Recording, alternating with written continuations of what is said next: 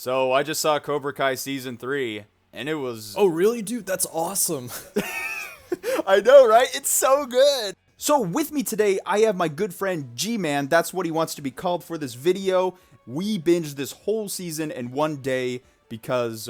I mean, do you want to do the honors and say that it was fucking amazing? Oh, yeah. I mean, we were just talking about how, Parker Yu was saying that he thinks season 3 was actually better than season 1 and 2, and I'm probably going to have to go ahead and agree with you on that. I mean, I didn't want to say it at first because they were pretty good seasons, but, I mean, they really did a great job with this season. And, you know, they hyped it up so much, and when you do that, you kind of have that danger of hyping it up too much where you're going to disappoint some people, but I feel like you and I were definitely not disappointed. Let's just mention the elephant in the room that it isn't until the very end that Johnny and Daniel team up.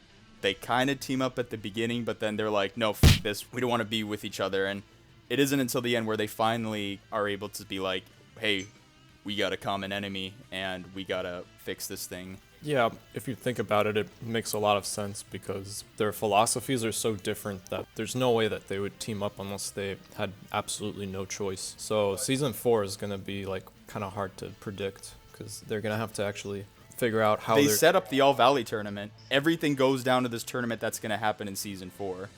Yeah, but how are they going to train the students with two dojos that have completely conflicting mindsets? Season 4 practically writes itself, and even then I still don't know where it's going to go because we got Kreese calling in Terry Silver from the third Karate Kid movie. Finally, I'm pretty sure he's going to make his return. And on top of that, even though Johnny and Daniel don't see eye to eye totally yet, it's kind of like what Allie Mills said. Oh yeah, Elizabeth Shue comes back as Allie Mills. And I kept on thinking that she was basically going to create the rift between them further, like always in the 9th episode of every Cobra Kai season. It seems like they're getting along, but then something happens that drives them apart.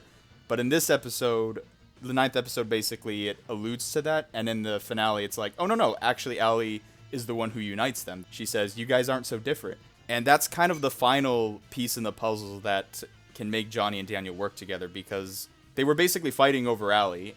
It wasn't until like she came in and basically said, okay, there's your side, and then there's the truth. Yeah, that was a good line. Yeah, I feel like in this episode, instead of fighting over her, they were just fighting each other, and she was there to basically tell them, no, you're both stupid. Yeah. I mean, Johnny was sort of like kind of falling in love with her, but even just in the last few episodes of season 3. But overall, like, nothing happened between them. Props to Johnny. I was nervous that he was going to leave Miguel's mom, Carmen, for her. Or, like, they would, like, be kissing and then Carmen would walk in and it would create all this unnecessary drama. I'm glad they didn't do that. Like, I'm really glad they didn't do that. I'm also glad that Danny didn't hook up with Kumiko, like, from, Karate Kid Part 2. And actually, on that note, I'm going to create a segue to the fact that they bring the cast from Part 2. They bring back Chosen, they bring back Kumiko. I gotta say, as much as, like, I loved when Daniel and Johnny, like, stepped on the Miyagi-Do dojo together, but when Chosen and Daniel reconcile almost and part on good terms, it was such a wholesome moment that I almost found myself getting teary-eyed. Not necessarily because it's like, oh, wow, they forgive each other. It was just... There's been so much hatred in the season. There was so much hatred going on in all these characters that this was the first time where we really saw two characters let go of it and move on. Yeah, well, I didn't cry because I'm not a... Yeah, speaking of that, holy shit. Let's talk about Dimitri and Eli, binary brothers. That was good. So Dimitri did not cool it with the nerd shit, but instead... He did not. Hawk cooled it with the bully shit. I did not call that. Like, I honestly thought Hawk was going to go full Azula. Like, after he basically beat the shit out of Brooks, like, I'm so sorry, Brooks, that... Like, that's how you have to leave the season, but, like, I'm serious. I wanted Brooks to have a more heroic moment, but... Yeah. I thought that Kyler was going to be a more sympathetic bully, and then Hawk was going to go more evil, but it's the other way around. Like, Hawk finally teamed up with Dimitri, which... I mean, you heard me cheering. I basically screamed out, yeah! I screamed at the top of my lungs. And I had a pencil in my hand because I was jotting down ideas for YTPs. I actually threw my pencil across the room when the Cobra Kais have Dimitri in that same hold that Hawk had him in the earlier fight. And when Hawk basically attacked the Cobra Kai students, I just flipped, and I actually think that is the most satisfying part of the finale, like when the two become friends again. Yeah, that was pretty good. It's pretty good. I also liked just seeing Hawk beat up Brooks. What? That was a scary scene, but I mean, we love Brooks though. he kind of deserved it because he was the bully. Like, let's not forget. I mean, he was kind of a bully in season 1. It's true. Along with Kyler. I just wish that he would have kicked Kyler's ass. But Kyler is basically a pussy, and he decided, like, oh, I guess I'm joining Hawk's side. Bro, I don't think Hawk, actually, I take that back. I was going to say, I don't think Hawk can take on Kyler, but then Kyler, I mean, seriously, he was already fucked up enough, like, and how he, like, bullied Miguel, but the fact that Miguel, who was basically a recovering hospital patient, like, he barely could walk, and he was still beating the crap out of him, even then, he still lost to Miguel, and yes, I get it, plot armor, but still, Yeah. like, the fact that he lost to someone who could barely, move, it's, like, he's not gonna recover from that. Like, maybe, like, the first time he got beat up, they were both, like, at equal strength, but this time, Miguel had a huge disadvantage, and, yeah, like, Kyler is probably gonna have to one-up in the next season, but... I'm just gonna say, I think the best part of season 3 was the way that they handled Kreese's character, and the way that they were... I mean, they basically humanized him, and they did that by showing a bunch of, what's the word, cutscenes from... yeah, the flashbacks. Flashbacks. Yeah, when he was in Vietnam with Terry Silver. Yep. Where he was in Vietnam and went through some, let's say he went through some shit in Vietnam, and it kind of gives us a glimpse of how he became the person that he is.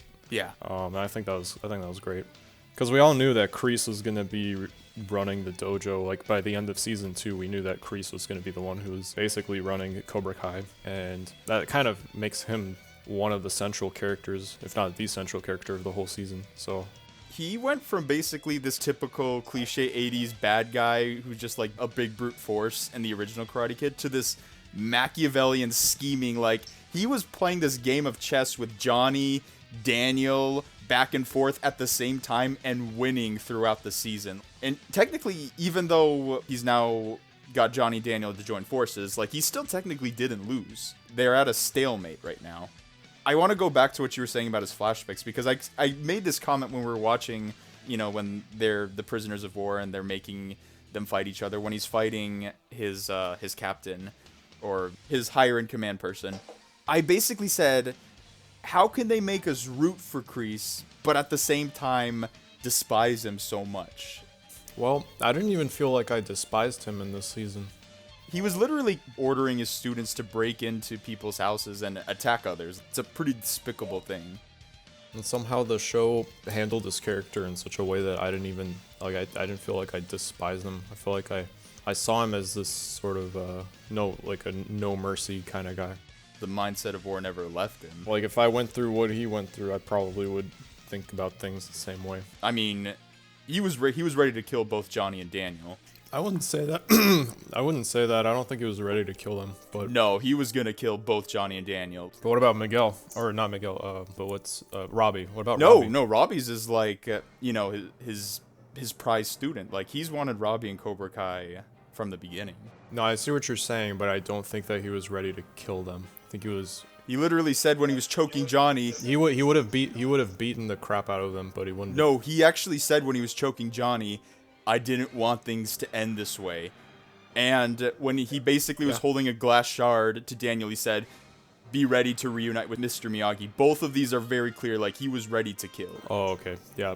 I didn't hear the last one. The first one is not necessarily clear, but the second one, yeah. Yeah, that chokehold wasn't meant for, like, making them pass out. That was like a lethal move right there. Yeah, he probably, in that case, he probably would have killed Daniel. I don't know about Johnny, but... In the second Karate Kid movie, Kreese basically got Johnny in a chokehold and was ready to kill him. Back then, like... Yeah. With that being in mind, we're seeing Kreese doing these awful things, but we're seeing his actions seep into the mindsets of all his students, because at this point, Cobra Kai is no longer the losers turn into winners, turn into jerks. He basically, at the beginning, said, okay, anyone who feels sympathy, like when he took the mouse and fed it to the snake, he's like, anyone who feels sympathy for the mouse, get out. And yeah, kind of the opposite of Johnny, because Johnny was basically getting all the nerdy kids to join his dojo so they could learn to defend themselves. And then Kreese is saying, well, no, if you're not strong, then GTFO. And that basically leads him to recruit all these other scary people. Like when you see them enter the dojo and you kind of just go like, holy shit, these people are going to basically attack Miyagi-Do. Like, you know that they're not going to just wait around. This is a gang in the forming. And when you see Brooks, Kyler, and all these different people that Kreese recruits, like, you already see what's going to happen. And let's also remember that in the episode before, Hawk straight up just, like, snaps Dimitri's arm. Yeah, that was probably the worst part of the series was when they broke Dimitri's arm. It's just such a haunting moment because you basically see in Hawk's face that he doesn't want to do it. It's basically the moment where you realize these two were best friends, and it's kind of the moment that ruins Hawk, that kind of sets off his character arc. I don't know who would cheer for that, honestly. A lot of people hate Dimitri, and a lot of people love Hawk, but more importantly, a lot of people wanted to see Hawk beat up Dimitri in this season, and I hope that because what Hawk does is so shocking, like, it kind of makes him realize, oh shit, maybe, you know, like, getting revenge is in the way. You could tell that, as soon as he did that, he instantly regretted what he did. Inside, Hawk is still the same person he was before he, you know, became Hawk. Like, he's still Eli. So, inside, you just see him just destroyed. And then, instead he just doubles down until finally he realizes that's not who he is. He was meant to be a better person than, like, this asshole. Or not even asshole, basically a criminal that Kreese was turning him into. On one final note, I also want to talk about Robbie and Sam and what Season 3 did with their characters this time around, because they're both, like, the most hated characters of the show. And personally, Robbie and Sam? Yeah, like, if you go on forums, like, people hate Sam, yeah, I understand, but I don't know about Rob. I didn't know. I wouldn't have guessed that about Robbie. I feel like you kind of have sympathy for Robbie, given how Johnny completely neglected him.